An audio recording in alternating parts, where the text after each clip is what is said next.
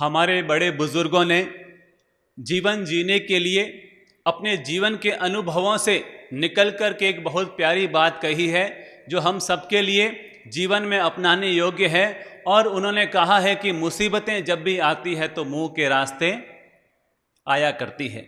मुसीबतें जब भी आती है तो मुंह के रास्ते आती है। या तो आदमी गलत बोलकर मुसीबत में फंसता है या फिर आदमी गलत खा करके मुसीबत में फंसता है। अगर हमारा बोलने पर नियंत्रण नहीं है तो भी हमारे जीवन में समस्याएं आ जाएगी, और अगर हमारा खाने पर संयम नहीं है तो भी जीवन में समस्याएं आ जाएगी। इसीलिए बुजुर्गों ने कहा कि मुसीबतें जब भी आती है तो मुंह के रास्ते आती है। अगर व्यक्ति अपने मुंह पर संयम करना सीख जाए, अपनी जीभ पर संयम करना सीख जाए, तो उसके जीवन की 90% समस्याएं तो अपने आप ही खत्म हो जाए, अपने आप ही खत्म हो जाए। इसलिए हमें अपने जीवन में जितना बोलना आना चाहिए उतना ही हमें अपने जीवन में मौन रहना भी आना चाहिए। बड़ी गजब की बात है कि जब इंसान 3 साल का होता है तो बोलना सीख जाता है।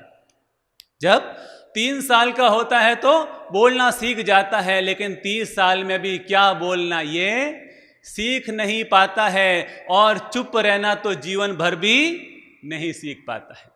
चुप रहना तो जीवन भर भी वो सीख नहीं पाता है। इसलिए याद रखिएगा, बोलने में अगर 7 फायदे हैं तो चुप रहने में 9 फायदे हैं।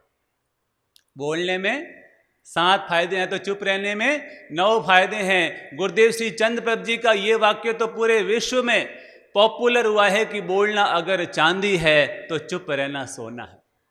बोल लीजिए, बोलना अगर चांदी है तो चुप रहना सोना है। इसलिए हमें अपने जीवन में बोलने के साथ साथ मौन रहने की भी आदत जीवन में जरूर होनी चाहिए।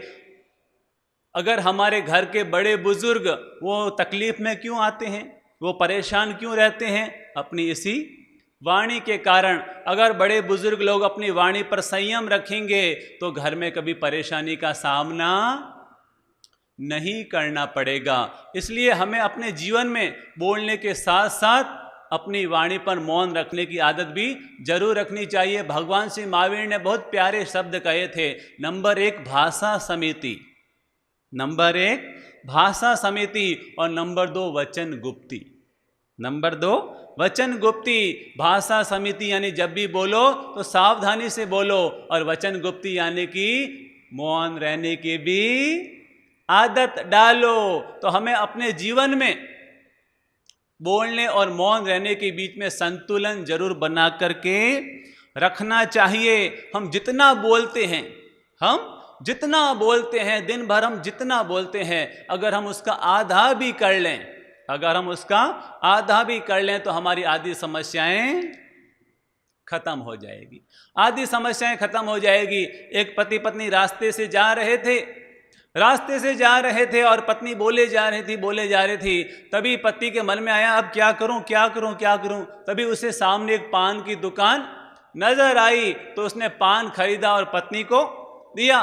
पत्नी ने पान मुंह में डाला और कहा कि आपने एक ही पान खरीदा, आपने अपने लिए पान क्यों नहीं खरीदा? तो पति ने कहा, तो मैं तो बिना पान खाए चुप रह सकता हूं। एक मित्र ने अपने दूसरे मित्र से कहा, अरे क्या बात है, तेरे सिर के बाल कैसे उड़ गए? थोड़े दिन पहले तो बाल बिल्कुल अच्छे शानदार थे। तो उसने कहा, क्या बताऊं, जबान चलती रही और सिर पर जूते पड़ते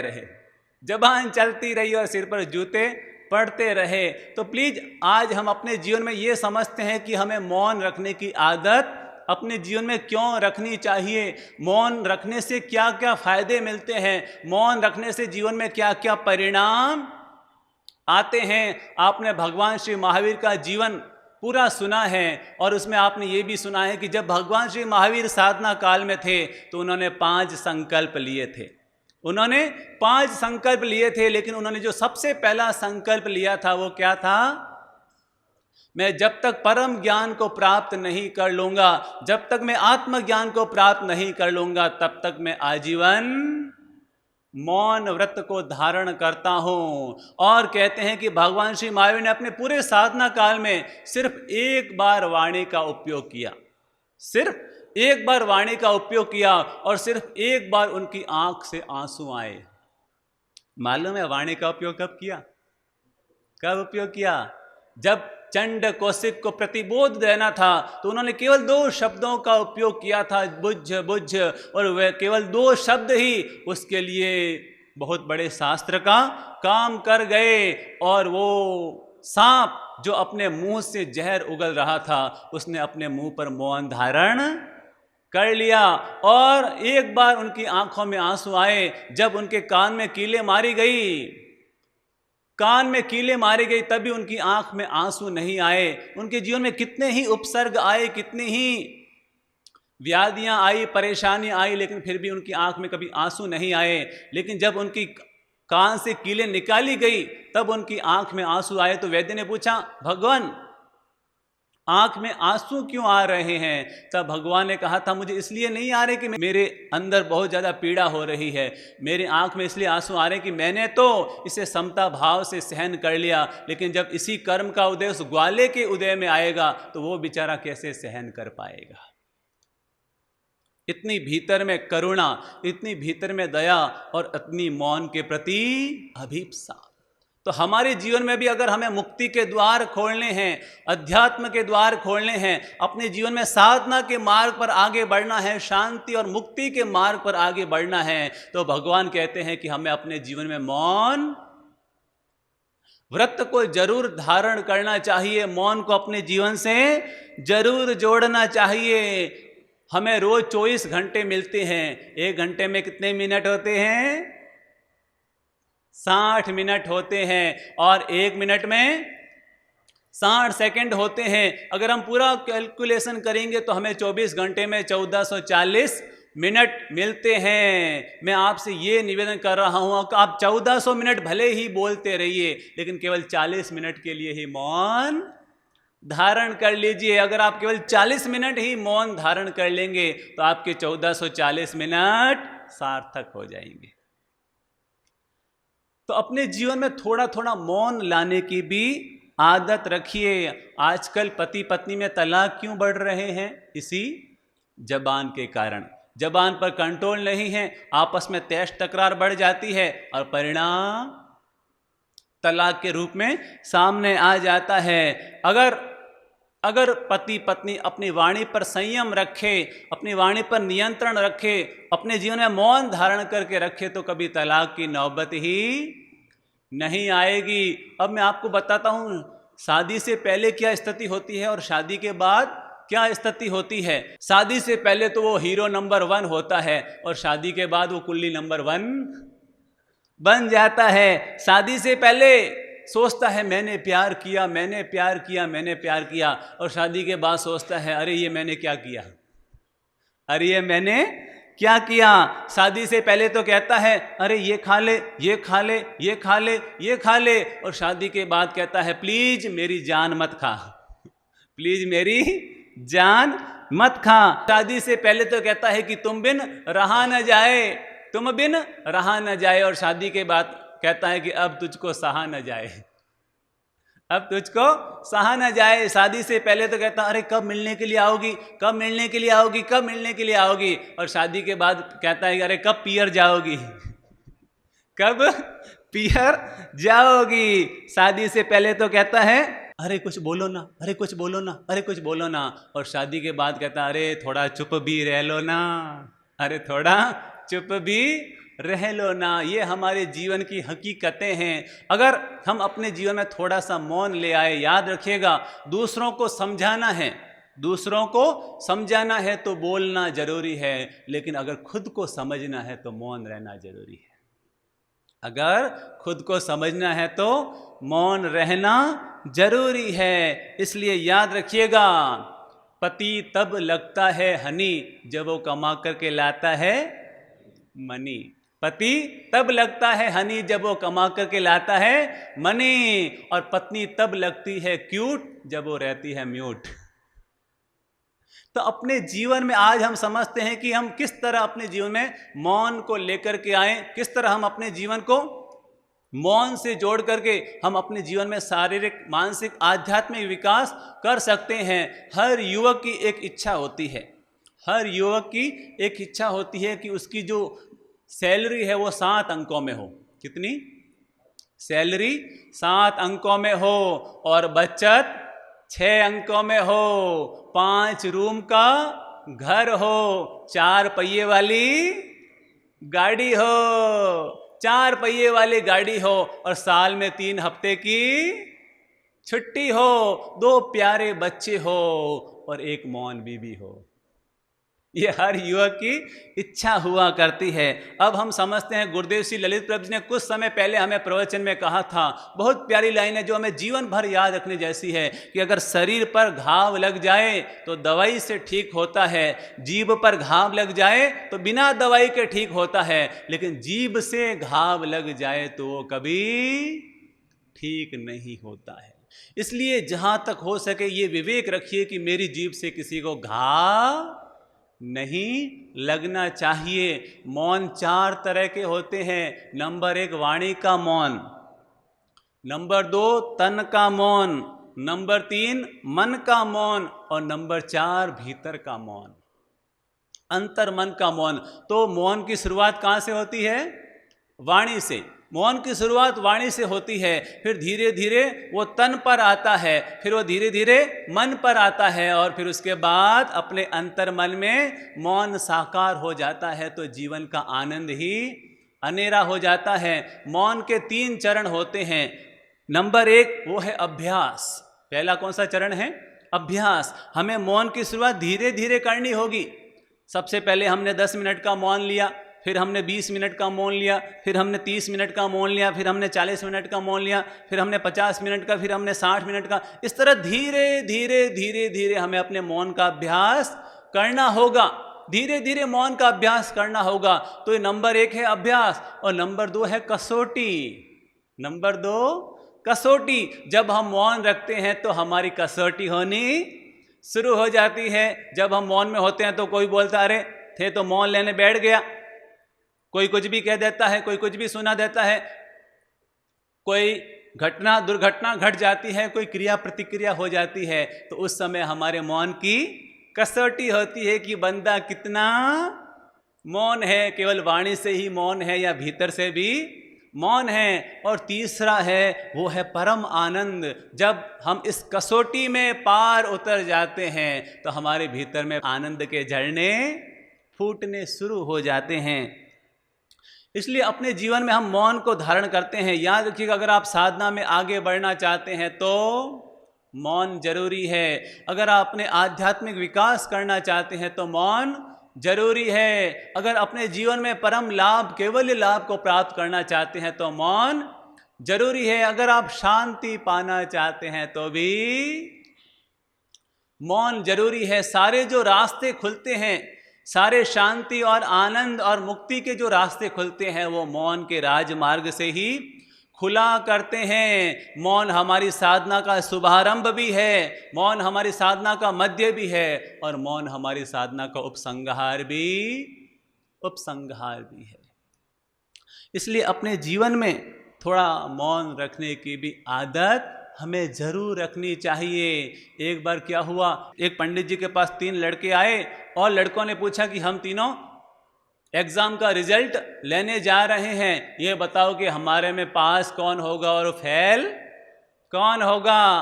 पंडित जी कुछ नहीं बोले, पंडित जी तो मौन हो गए। लड़कों को बड़ा आश्चर्य हुआ, क्या बात है, पंडित जी कोई जवाब नहीं दे रहे हैं। जब लड़के रवाना होने लगे तो पंडित जी ने अपना हाथ ऊपर किया और एक अंगुली ऊपर कर दी, एक अंगुली ऊपर कर दी, लड़के रवाना हो गए।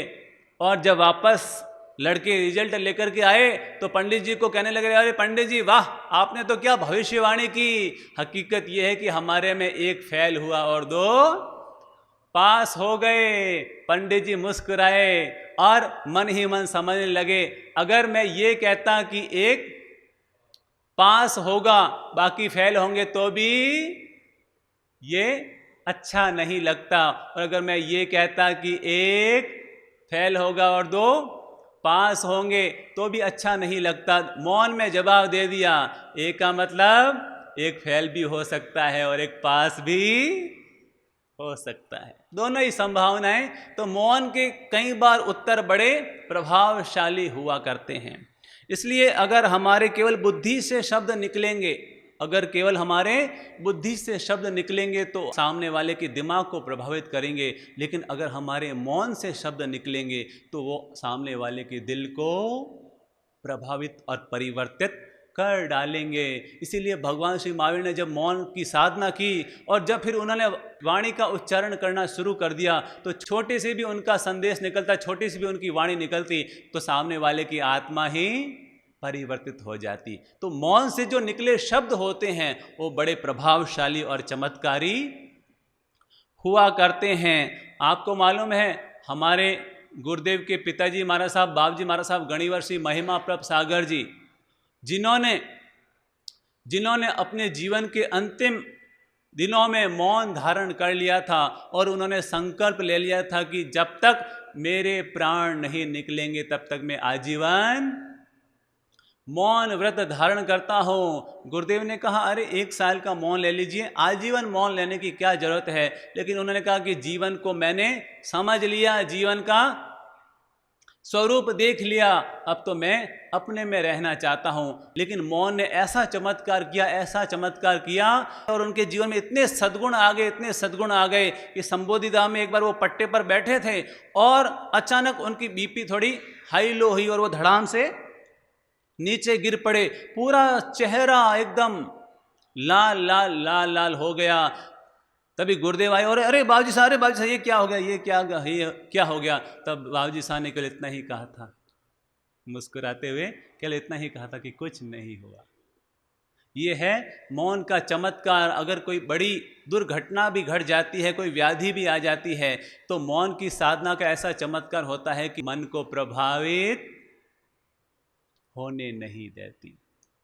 हमारे गुरुदेव श्री चंद्रप्रभ जी जो लगभग 20-25 वर्षों से सूर्यास्त होते ही मौन धारण कर लेते हैं और वापस जब सूर्योदय होता है तब वो अपना मौन खोलते हैं। पिछले लगभग 25 सालों से वो 12 घंटे की मौन साधना कर रहे हैं और जब वो बताते हैं कि इस मौन ने मुझे इतना दिया है कि शब्दों में भी बयां नहीं किया जा सकता। मेरे खुद के जीवन का नियम है, जब भी मैं सुबह उठता हूँ तो मौन धारण कर लेता हूँ और जब तक सूर्य का उदय नहीं होता तब तक मैं मौन ही रहता हूँ। तो सुबह 2 घंटे 3 घंटे मौन की साधना में व्यतीत होते हैं और उसका जो आनंद है वो बिल्कुल अनेरा ही होता है, उसका आनंद अनेरा ही होता है। तो हम समझते हैं कि मौन के फायदे क्या है। मौन के फायदे क्या है। नंबर 1 पहला फायदा है कि इससे हमारी ऊर्जा का संग्रह होता है। इससे हमारी ऊर्जा का संग्रह होता है। हम जो भी खाते हैं, हम जो भी बाहर से ताकत लेते हैं, ऊर्जा लेते हैं, तो जो हमारी सबसे ज़्यादा ऊर्जा जो खर्च होती है वो बोल करके ही हुआ करती है। तो सबसे पहला फायदा है कि हमारे भीतर में ऊर्जा का संग्रह होता है। नंबर 2 हमारे वचन सिद्ध होने शुरू हो जाते हैं। जो व्यक्ति मौन की साधना करता है धीरे धीरे उसके वचन में इतनी ताकत आ जाती है, इतनी ताकत आ जाती है कि वो जो भी बोलता है वही हो जाता है, वही हो जाता है। तो ये वचन की सिद्धि मौन से जीवन में आती है। तीसरा फायदा है हमारे मन का निरोध होना शुरू हो जाता है। अगर आप मन को शांत करना चाहते हैं, मन को मौन करना चाहते हैं, तो उसकी शुरुआत वाणी के मौन से करनी होगी। और मौन का चौथा फायदा है हमारे अंतःकरण में पवित्रता आनी शुरू हो जाती है।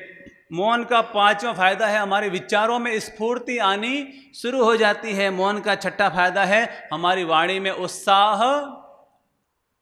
उत्साह पैदा होना शुरू हो जाता है। मौन का 7वां फायदा है अगर किसी तरह की कलह और कटुता है तो वो भी खत्म होनी शुरू हो जाती है। मौन का 8वां फायदा है अगर हम कोई साधना कर रहे हैं, मंत्र साधना, ध्यान साधना, योग साधना, तो वो साधना भी सिद्ध होनी शुरू हो जाती है। मौन का 9वां फायदा है अशुभ कार्य हमारे जीवन में नहीं होते हैं, पापों का बंधन रुक जाता है, कर्मों का आश्रव रुक जाता है। मौन का 10वां फायदा है कि हमारी प्रशंसा होनी शुरू हो जाती है। अरे ये कितने सज्जन आदमी हैं, अपने मौन में, आराधना में, साधना में ही जीवन जिया करते हैं। और मौन का जो अंतिम फायदा है वो हमारी बुद्धि में भी पवित्रता आनी शुरू हो जाती है। तो मौन के सैकड़ों फायदे हैं, मौन के हजारों फायदे हैं, बस हमें इस पर चिंतन करने की जरूरत है और इसको जीवन में अपनाने की जरूरत है। याद रखिएगा, मौन हमें कब रखना चाहिए? नंबर 1, खाना खाते समय। कब मौन रखना चाहिए? खाना खाते समय। जब भी खाना खाएं तो मौन रखने की आदत डालें, मौन पूर्वक खाना खाने की भावना रखें। तो इससे क्या होगा? तो जो भोजन को लेकर जो हमारे बार बार प्रतिक्रिया हो जाती है, घर में क्लेश का वातावरण बन जाता है, उससे हम बच जाएंगे। तो खाना खाते समय थोड़ा सा मौन रखने की आदत डालें। जैसे हम खाना खा रहे हैं और लगता है कि खाने में कुछ 19-21 है, तो संकेत दे दीजिए कि थोड़ा इस सब्जी को चेक कर लेना, ताकि पीछे जो खाएंगे उनको तो सही सब्जी खाने को मिले। बाकी अपने थाली में जो भी आया है उसको मौन पूर्वक धारण करने की भावना रखें। तो मौन पूर्वक भोजन करने से तपस्या का लाभ मिल जाता है। नंबर 2, जब भी आप मंदिर में जाएं तो मंदिर में भी मौन रखने की आदत डालें। नंबर 3, जब आप सामायिक करें तो सामायिक भी जहां तक हो सके मौन पूर्वक करने की आदत रखें। मौन पूर्वक अगर आप सामायिक करेंगे तो उसको आपको 1000 गुना ज़्यादा फायदा मिलेगा। और अगला है कि अगर कभी गुस्से का वातावरण बन जाए, अगर कभी खराब वातावरण बन जाए, तो उस समय भी आप मौन रखिए, क्योंकि याद रखिएगा ताली हमेशा 2 हाथों से बजा करती है। अगर हम मौन धारण कर लेंगे तो जो ये गुस्से का माहौल है ये अपने आप ही शांत होना शुरू हो जाएगा। और बड़ों के सामने भी हमें मौन रखना चाहिए। बड़ों के सामने ज़्यादा जबान नहीं चलानी चाहिए। कोई हमारा ऑफिसर है, कोई हमारा मालिक है, कोई हमारे टीचर है, अध्यापक है, गुरु है, बड़े बुजुर्ग है, तो उनके सामने जबान ज़्यादा नहीं चलानी चाहिए। उनके सामने जहाँ तक हो सके मौन रखना चाहिए। जरूरत हो तो ही वाणी का उपयोग करना चाहिए। और अंतिम जो है वो है कि जब भी हमें गुस्सा आए तो उस समय मौन धारण कर लेना चाहिए, क्योंकि क्रोध की अगर कोई सर्वोत्तम औषधि है तो वो है मौन। क्रोध की सर्वोत्तम औषधि कोई है तो मौन है। हम एक रास्ते से जा रहे थे तो हमने देखा कि 2 लड़के आपस में बातें कर रहे थे, और बातें करते करते पता नहीं क्या हुआ, माहौल बिगड़ गया और दोनों आपस में लड़ने लगे, झगड़ने लगे, एक दूसरे को आए जैसा बोलने लगे। दोनों को भयंकर गुस्सा आया हुआ था और दोनों एक दूसरे पर चिल्ला के बोल रहे थे। ये देखकर बड़ा आश्चर्य हुआ। मैंने गुरुदेव जी से पूछा कि गुरुदेव जी, दोनों पास में खड़े हैं, बिल्कुल पास में खड़े हैं, फिर चिल्लाकर क्यों बोल रहे हैं?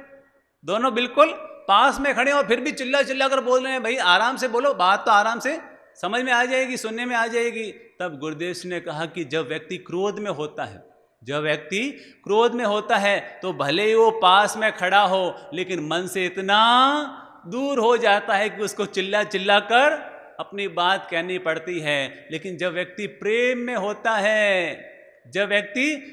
होता है तो उसको मुंह से शब्द बोलने की भी जरूरत नहीं पड़ती, इशारों में समझ जाता है। तो ये है, क्रोध में हमें मौन रखने की आदत डालनी चाहिए। अब मौन में 2-3 सावधानी रखनी चाहिए। नंबर 1, मौन के दौरान अगर कोई घटना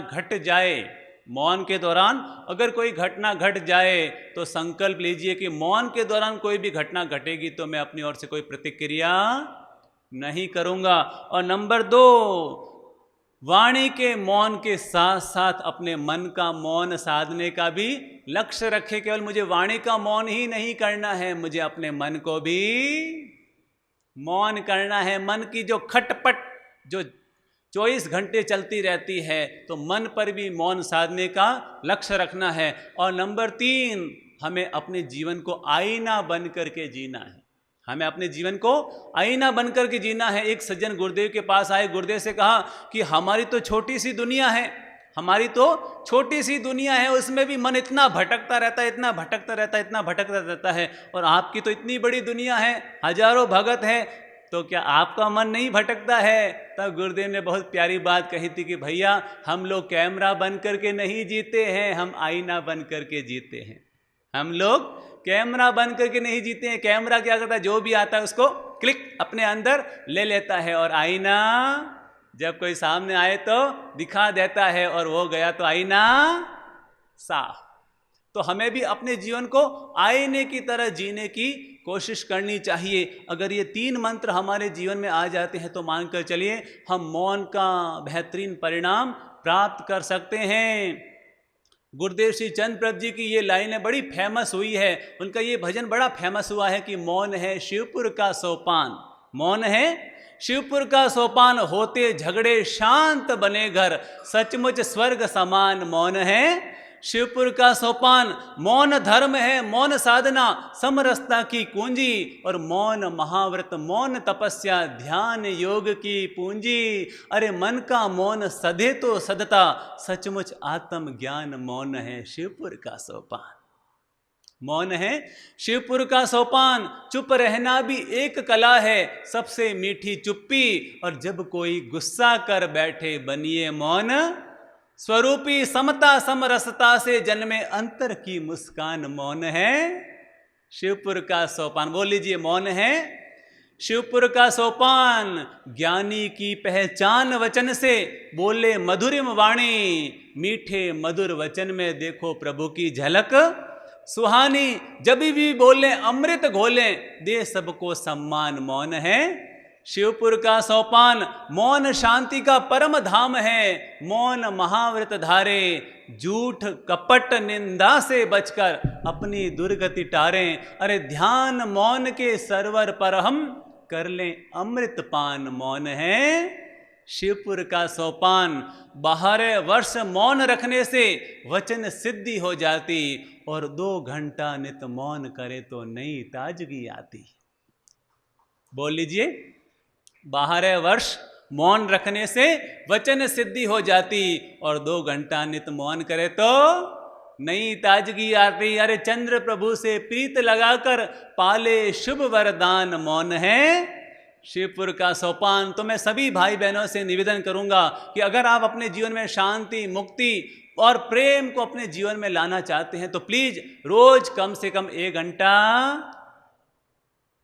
कम से कम आधा घंटा, ऐसा नहीं कि रात को सोने के बाद मौन, ऐसी गड़बड़ मत करना।